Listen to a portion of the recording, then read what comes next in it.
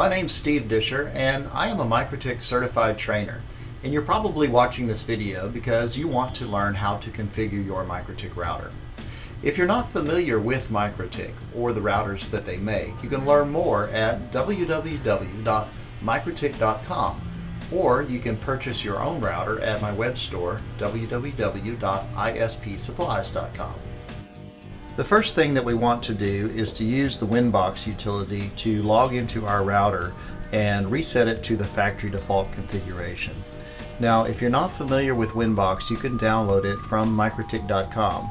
And winbox is Mikrotik's standalone GUI. It runs on Windows. It also runs on Mac OS X if you're using an emulator like Wine, which I'm doing for this presentation today. So I've connected the router to my network. I'm using Ethernet port 5. It's important to know that these routers come from Mikrotik with a default configuration, and that default configuration includes a firewall on Ethernet port 1. So it is not possible to connect to port 1, so you'll want to connect your cable to either Ethernet 2 through Ethernet 5. In this case, we've picked Ethernet 5. If I click the Max Scan button in Winbox, it will do a scan for all routers on my local area network. And here I see one that says it's a RouterBoard 751U-2nD, which is the router we're going to be configuring today. So I'll click on the MAC address, which will load that into the Connect To line, and I'll click Connect. And now we should see Winbox on our screen with giving us the capability of configuring this router. The first thing that I want to do is to set the router back to the factory defaults, because in our case we have a configuration on the router which we prepared with QuickSet, but we want to remove that configuration and basically start with a blank slate. So to do that, we're going to click the System button and go down to the Reset Configuration. Now here we have the option of checking No Default Configuration, and we're going to do that so that the device will not load the RouterOs default configuration and then just make us have to remove that a second time. So we'll do this now. We'll click Reset Configuration, and then of course a reboot is required. So for purposes of our demonstration today, what I've done is taken the same router that I just reset the configuration on, and I've downgraded it to version 4.17 of RouterOs, because previously we were running the latest version, which at the time of this video recording was version 5.24.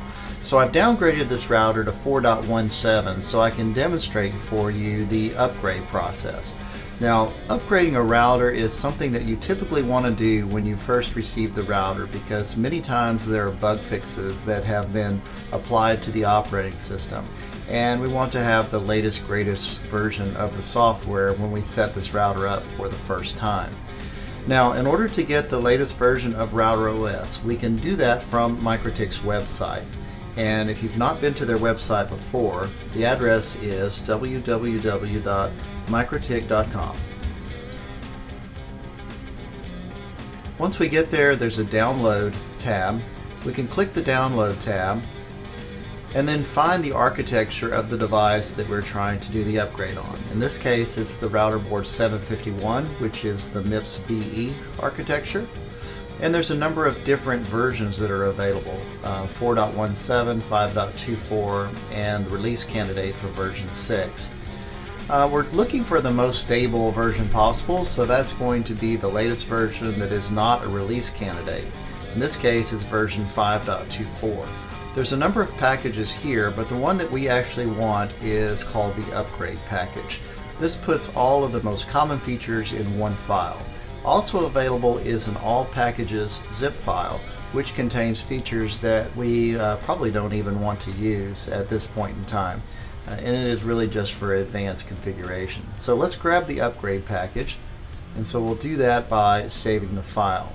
Now, during the break while ago, while we were waiting for the reboot, I switched over to my Windows operating system, which I have running in parallels on my Mac. The reason I switched to Windows is that the Winbox utility running in Windows gives us the ability to do drag and drop, which we can't do when we're emulating Windows under Wine with Mac OS. So now we're running a Windows version of Winbox, and I have the file that we've downloaded here, which is the RouterOs MIPSBE-5.24.mpk file. So in order to do the upgrade, I'm going to click the Files button, and I simply drag this file into the Files window and drop it there. You have to make sure that you drop the file in the root of the file folder. Sometimes if we have installed some optional packages or enabled some things like hotspot, there may be multiple files in this file window, and dropping the file in the correct place to get it into the root of the file system may be a bit difficult with this drag and drop. So one little trick that I like to use is to click the backup button within the files window. When you click the backup button, it creates a backup image of the router with all the configuration stored. And by doing that, we add a little space at the top of the window. So you can imagine if there were a lot of file folders within this window, it might be difficult to get our file where it needs to go. So by clicking the backup button, we add a file at the top of the list, giving us a little space where we can drop our file into the top of the list. Now, in order to upgrade this router to the 5.24 code, all we have to do at this point is to issue a reboot command.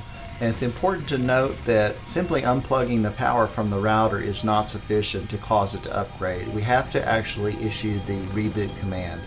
And we do that by clicking System and Reboot and accepting the answer of yes. Once the router reboots, we should have version 5.24 installed and running. Alright, so we're logged back into the router now, and it's running version 5.24, and we're ready to set up the basic configuration for our RouterBoard 751U-2nD. The first thing we need to do is to label our interfaces so that we can keep track of what's going on here. Now, I'm not a big advocate of actually changing the interface name, which is certainly possible, and some people do recommend doing that, but I would rather use comments because it keeps things more standard and it's easier for me to go back later and to work through the configuration. So the first thing I will do is click the Interfaces button and go through and label each of my interfaces. In this case, I'm going to make Ethernet 1 my WAN interface. And so I simply click this yellow square that looks a bit like a post-it note, and here I can put a label for the interface, and I'm going to call that WAN, or Wide Area Network. So that will be our configuration for our WAN interface, and the one that will connect to our service provider. In this case, this router has 5 other Ethernet ports, and as you can see, Ethernet 5 is in the running state, meaning that this is the one that I am connected to with my Ethernet cable. This device also has an onboard switch chip, which means that I can switch each of these interfaces together and slave them off of another interface. So in this case, I'm going to pick Ethernet 2 as my master interface, and in the comments I'm going to put LAN for Local Area Network, and I'll also add a note here that all ports are switched off either 2. And this will remind me that all of my ports are appearing together in a switch group. Then I'll double click on Ethernet 3 and set its master port to Ethernet 2. And then I just continue doing the same thing for Ethernet 4 as well as Ethernet 5. Now, you may notice that there was a brief break in the video. That's because when you add a port to the switch group, you will lose connectivity to the router when that port is finally added, and since we're accessing the router through Ethernet 5, it did kick us out of Winbox, which is a normal behavior. We simply logged back in and finished. So now you can see all of the ports have an S next to them that are in the switch group. This means that all traffic that appears on Ethernet 2 will also be available on ports 3, 4, and 5. So we've basically just created a small 4-port switch.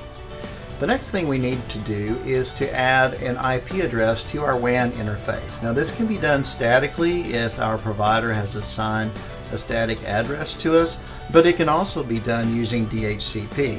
And so I'll show you both methods at this time. To add an address via DHCP, it's done by clicking the IP button and the DHCP client, clicking the plus sign and then selecting the interface on which you want to add the DHCP client. In this case, I'll add it to Ethernet 1, and it's going to say searching right now because there is no DHCP server on our network. If there were, it would acquire an IP address, add it to the Ethernet 1 interface, and it would also add a default route. So in our scenario, we're going to go ahead and delete this DHCP client, and we're going to add our address manually. To add an IP address manually, we click the IP button, then the addresses button, and click the plus sign. Now, RouterOs uses slash notation or CIDR notation. So you're going to need to know the size of the subnet that your provider has assigned to you. In this case, we're going to use the IP address they've assigned us, which is 216.81.35.2/24, because our address is on a Class C subnet. Under Interfaces, we're going to select Ethernet 1, which is the default, and at this point it is not necessary to fill in the network, and in fact I recommend that you don't fill in the network statement because you may make a mistake. The router knows how to do the math, and it's able to fill in the network statement for you. At this point we can either hit Apply so we can see the result of our changes, or we could simply hit OK, and now we have an IP address that is bound to our Ethernet 1 interface. The second thing we're going to need to do to get this router working is to add a default route. So in this case, I will once again click the IP button, but I'll go down to Routes. You'll see there's already a route there, which is the connected route that is added by the router itself when we added that IP address. In this case, I'll click the plus sign and I'll put in my default route. All zeros /0 designates the default route destination, so all we need to do is click on the gateway blank and put in the address of our gateway, which is 216.81.35.1. Again, this is assigned to us by our provider, and we do not want to fill in any other information for the default route. At this point I click OK, and it says unreachable because at this point in time I don't have anything plugged into my Ethernet 1 interface. So our next step is to set up our DNS server so that not only can our router resolve DNS, but it can also provide DNS resolution for hosts that are on our network using this router by using caching DNS.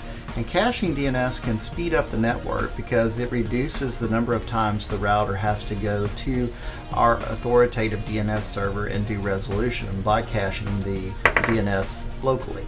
So to do that, we're going to click IP DNS, and we're going to put in a DNS server. In this case, we'll just use a public DNS server because that's the easiest thing for this demonstration. We're also going to click this check mark to allow remote request, and that's what actually puts into place the caching DNS server and allows our router to resolve DNS. If we want to check to make sure that things are working correctly so far, we can do that from a terminal where we can type ping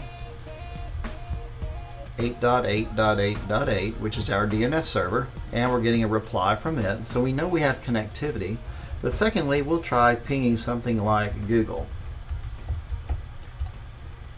and we instantly get a response from Google, which means that DNS resolution is working correctly on the router.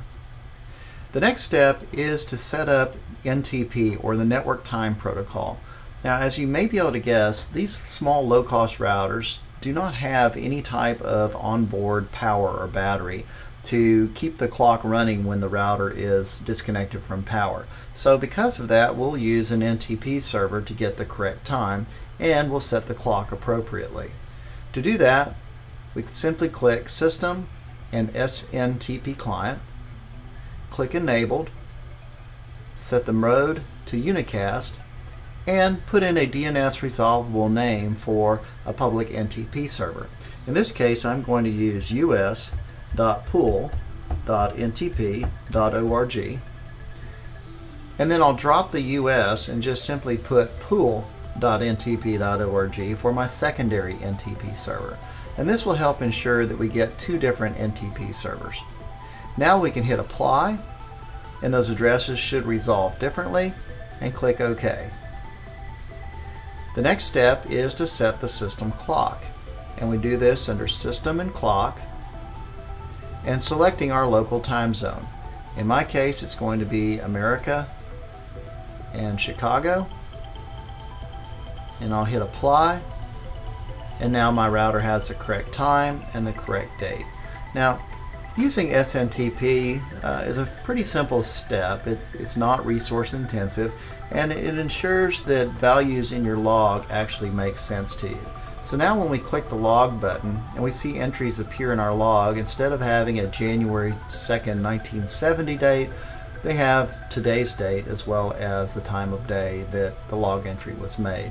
So for troubleshooting purposes and security, it's just a much better option. Okay, so now we have our IP address set, we have DNS set up. The next thing I like to do is to set up the system identity so that when we use the Winbox utility, we'll be able to see our router on the local area network. When you do a scan with Winbox, router identity is one of the options, and currently ours says Mikrotik, which is the default. So I'll click System, Identity, and I'll set the identity of the router to Mikrotik Home Router, and that can be anything that you want it to be. And that name now appears in the title bar at the top of the Winbox window. It also appears on a command prompt when you open the command window in the router. And then finally, more importantly for what we're doing here, it shows up when we click the scan button as Mikrotik Home Router. Alright, we have all of the basics in place for the router to have connectivity to the internet. So now we want to set up connectivity for our local area network. We have a wireless device installed in this router from the factory. So this enables us to not only create wireless connectivity, but also wired Ethernet connectivity. So to do that, we want to join both of those interfaces together into a logical interface and then do all of our configuration on that logical interface.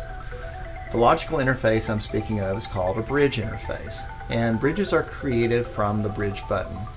The purpose of a bridge is to join together two physical interfaces, or more physical interfaces if you want, into a single logical interface. So to do that, I'll create a bridge by clicking the plus sign and simply accepting the faults and clicking OK. Then on the Ports tab, I'll click the plus sign again. I'll add Ethernet 2 onto my bridge by clicking OK, and I'll add my wireless card, which is WLAN 1, onto my bridge interface. Now, since Ethernet 2 through 5 are already switched together in a switch group, I've effectively added all of the ports to this bridge. With the bridge configured, my next step is to create my connectivity for the local area network. This is done by clicking the IP button and going to addresses and creating a new IP address.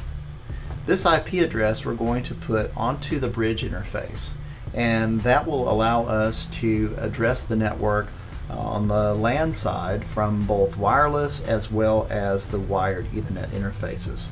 In this case, I'm going to go with something conventional like 192.168.1.1/24, which is a Class C network using RFC 1918 addressing. Now, in simple terms, RFC 1918 simply defines the private address space that we can use on our local area networks. This address space is never routed through the internet, and this is the correct way to set up our router. Now, which subnet you choose is entirely up to you, but this is the one I've chosen for this demonstration. On the interface, I'll select Bridge 1, click Apply, and I'll go ahead and put a comment in here that this is the LAN IP subnet. I'll hit OK, and it appears there. Alright, so we've got an IP address on our bridge interface. The next step is to create a DHCP server, which is really simple in RouterOs. To do that, I'll click the IP button and DHCP server, and on the DHCP tab you'll notice there's a DHCP setup button. Click the button, we select the interface on which we want to run DHCP server. In this case, we'll put it on the bridge interface. We click Next, and we can accept the defaults from here forward. Now, your DNS server does need to be a real DNS server. In this case, we're going to make a little change here, and we're going to put in our IP address of our router itself on the local area network. The reason is this is the DNS server that will be given to computers that are connected to this router. And since we have caching DNS turned on, we're actually going to tell our host on the network that our router is their DNS server, and that will make the caching DNS work properly for us. We hit next and just accept the defaults, and DHCP setup has completed successfully.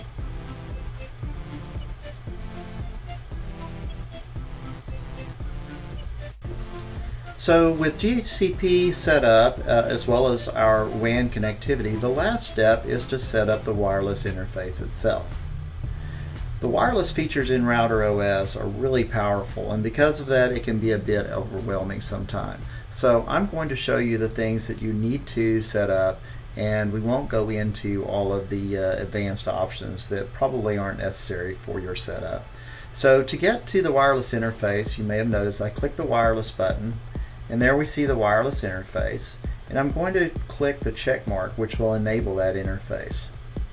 Next, I'll double click the interface itself to bring up its properties, and I'll go to the wireless tab.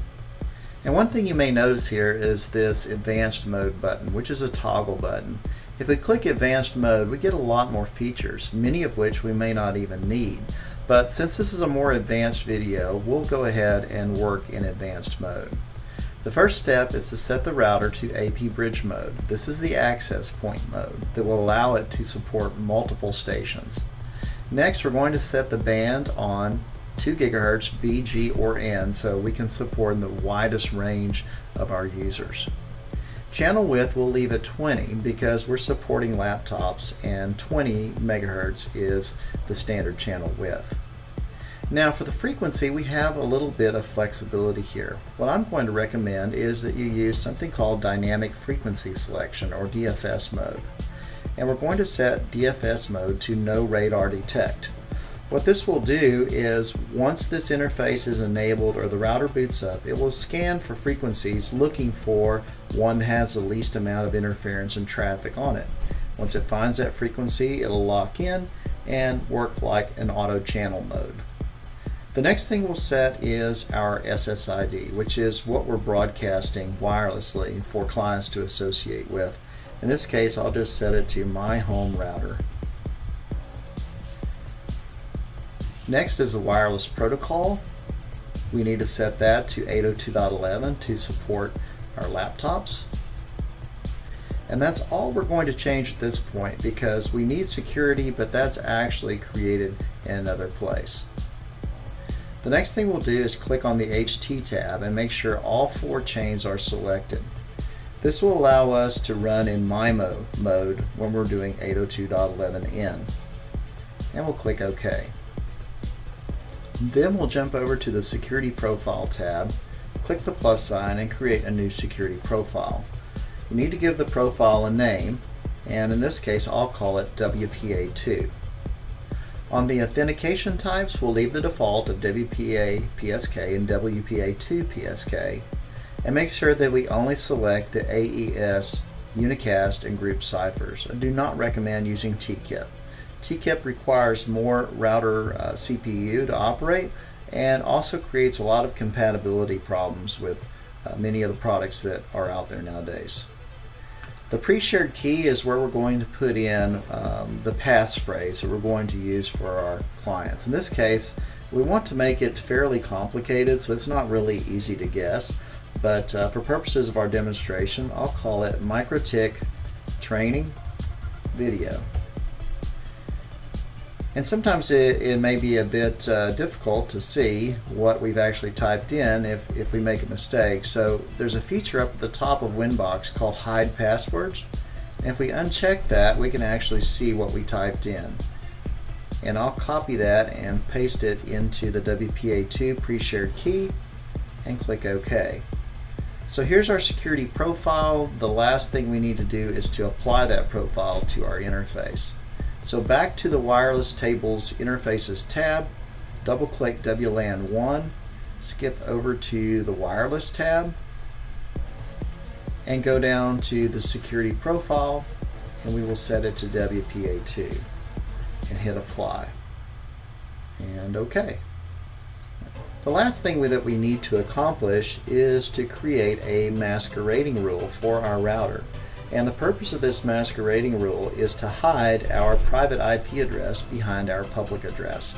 So I'm going to reattach to my router, and I'm going to click the IP button and the firewall button. Next, I go over to the NAT tab, and I'll click the plus sign and create a new NAT rule.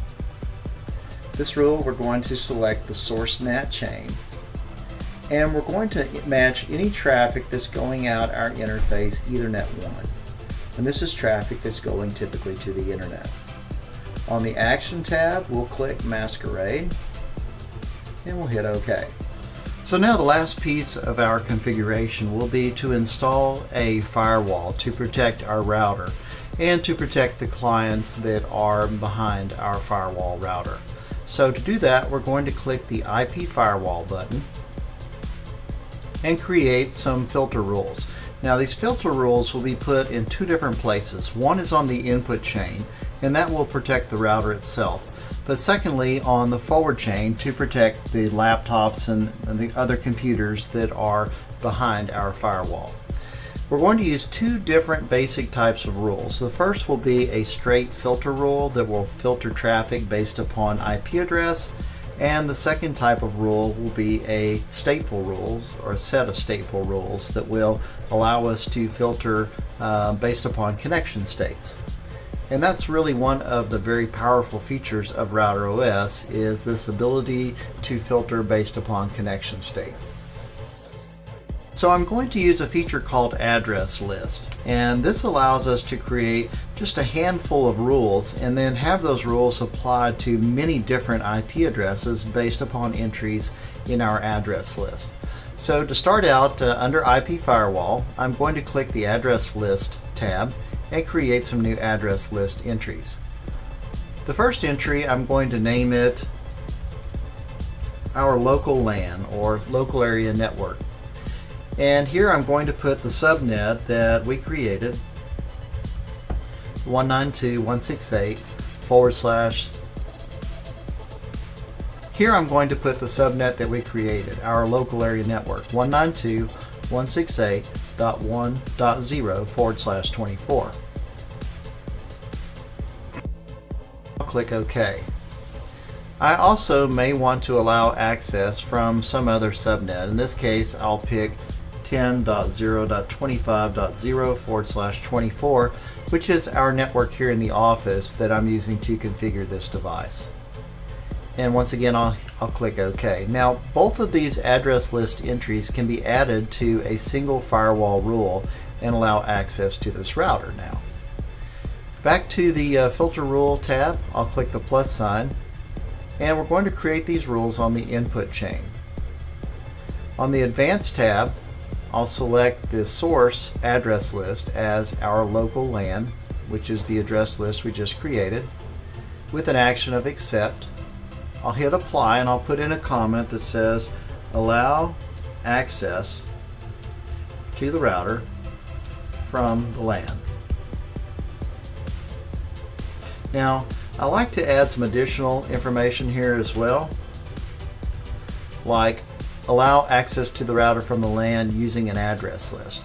And this helps remind me later that if I want to allow other addresses, I'll just simply look for the address list that is referenced in this rule. And I'll hit OK. So this rule is going to protect the router, but only if we add a second rule. And that second rule is what we call the drop rule.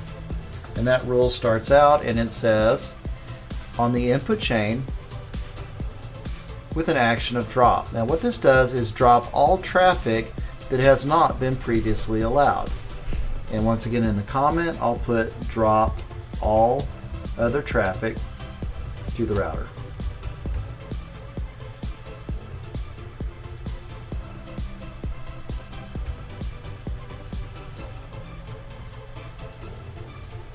So now a quick review of what these two rules are accomplishing for us.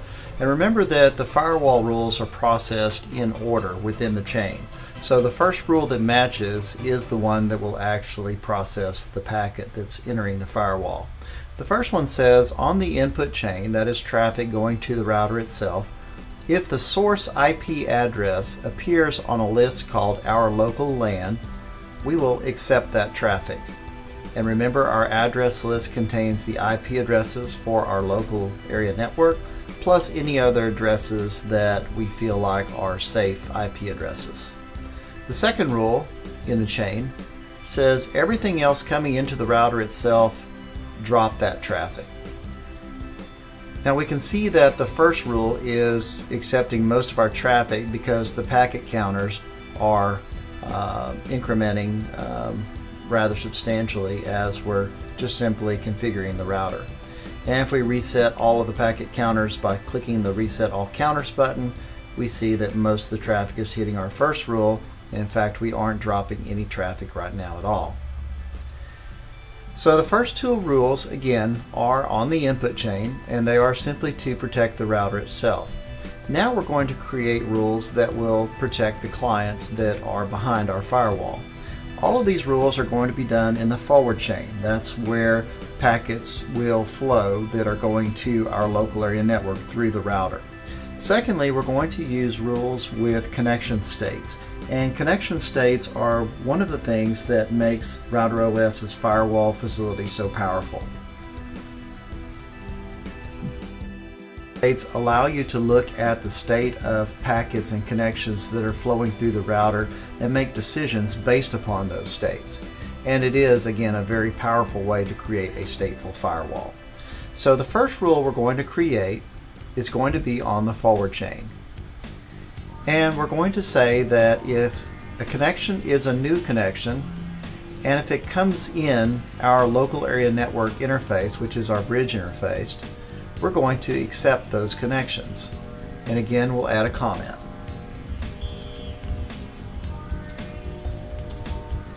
And in this rule I said allow connections from the LAN. And you notice that I've changed the selector to the input chain while we were looking at the input chain rules. If I select all, I'll see all rules in the firewall. And if I move this to forward, I'll only see rules that are in the forward chain, which is what we're working with now.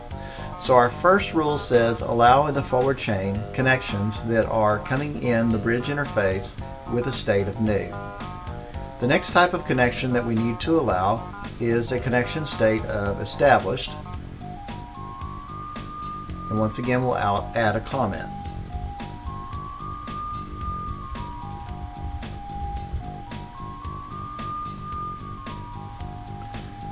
The next type of connection state that we want to allow is related. This will allow protocols like FTP to work properly.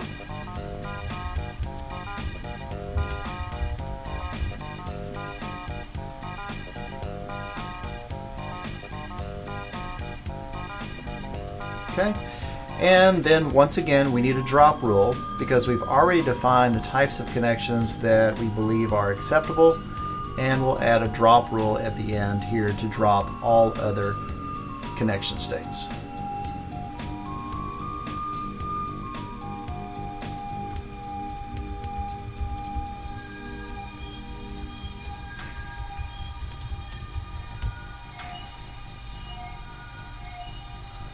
And that is our very basic firewall.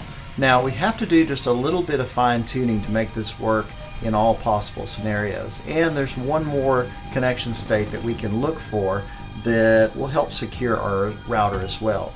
So we'll create one more rule.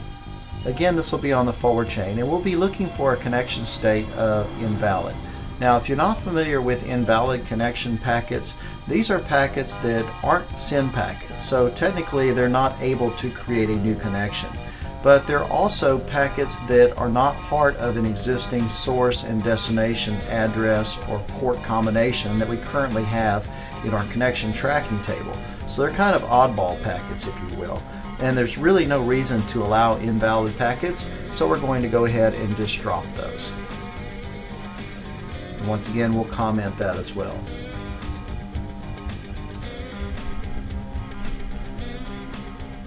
and because they offer no benefit to us, we'll just drag that rule to the top of the list so that we drop invalid connections before they're processed by any other part of the firewall. So I'll go back to my selector for all rules, and what we should see is all the rules we've created in both the chains of the router. The last rule we're going to add is going to be on the input chain. And once again, we're going to use a connection state matcher here. The purpose of this rule is to allow us to do things from the router itself, like ping hosts on the internet, or to download some files using the built-in fetch utility in RouterOs. So currently we're allowing connections that are coming from our local area network, but we're dropping all other traffic. Now, one other thing this will break is our DNS resolution, because we're going to have to open a connection from our router to a public DNS server and get our DNS resolution so we can cache it locally. And with these two rules, we can't even allow that inbound traffic for DNS resolution. So to do that, once again, we're going to use connection states. So I'll create a new firewall rule on the input chain, and we'll look for connection state of established. And the action once again will be accept, and our comment will say allow established connections to the router. And I'll hit apply. There's one other trick that I'll show you here, and that is the ability to copy rules. So I'll just copy this rule, which copies the comments and all, and the connection state I'll change to related. This will allow an FTP client, if we had one on the router, to work properly as well. The last thing we'll want to do is to change the comment on our rule that we copied, and I'll just simply change that to related. Hit OK. And then finally, to move our drop rule all the way down to the bottom of the list. So, quick review of our rules. First, the input chain rules. The first one says allow on the input chain a source address of our local LAN with an action of accept. The second rule says on the input chain, if the connection state is established, we will accept that. The next rule says if the connection state is related, we'll accept that.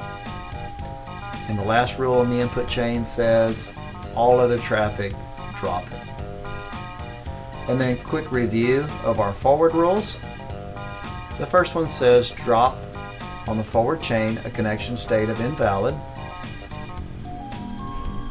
Allow connections in a state of new if they come from our bridge interface, which is our local area network interface. Allow established connections on the forward chain. Allow related connections on the forward chain. And then finally, drop all other connections on the forward chain.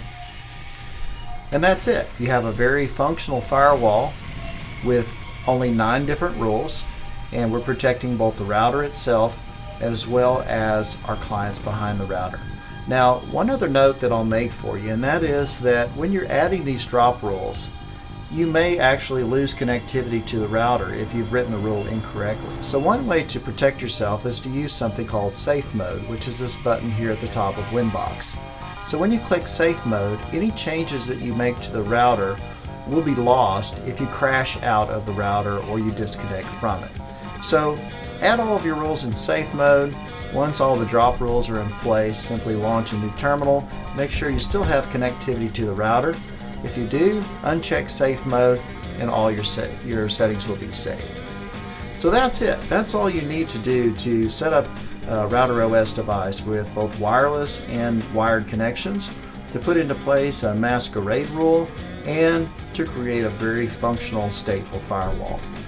So I appreciate you joining us today. Hopefully you learned something about RouterOs, and I would encourage you to check out our YouTube channel, ispsupplies.com, or learnmikrotik.com. Thanks a lot. Have a great day.